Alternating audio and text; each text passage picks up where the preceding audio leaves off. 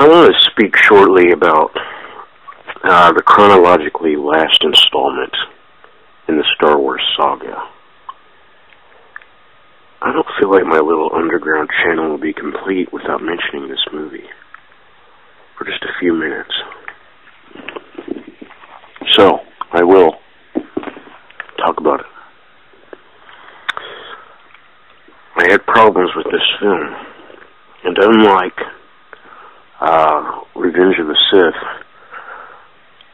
my problems don't really cause me to hate the movie.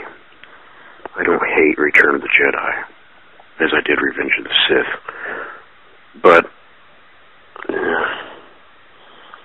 I almost want to say I borderline dislike it. It's a good way to put it, borderline dislike.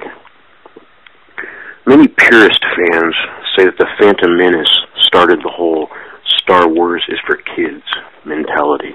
What with Jar Jar Binks, they see the first sprinkling of childishness onto the saga. What I realized is that it didn't start with the prequel trilogy. Not at all. It started 16 years earlier with Return of the Jedi. What? You might be saying that right now. As a child, it was my favorite, but with maturity comes new taste.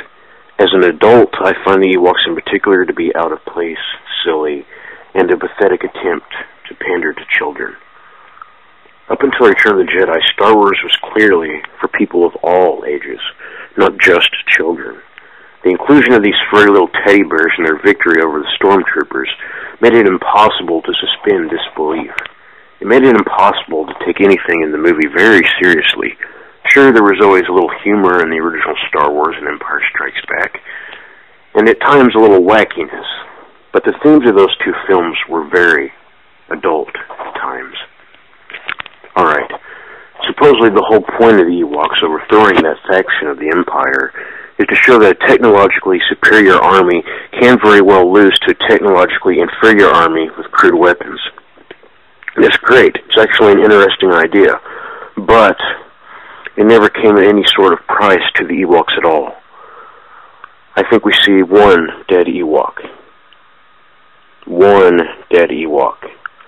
That's ridiculous. For this to have been delivered on screen correctly, there needed to be dozens of these dead teddy bears. Sure, maybe the Ewoks could win, but there had to be serious casualties. There obviously wasn't in Return of the Jedi, and that really hurt the film. Another thing that made Return of the Jedi poor is the main antagonist, Emperor Palpatine. This guy has become a classic by his own right, with his numerous generic lines about the dark side, his corpse-like appearance. He is stock. He's more of an archetype than an actual character. That didn't work for me because Star Wars had offered so many other complex characters like Obi-Wan Kenobi, Darth Vader, Han Solo.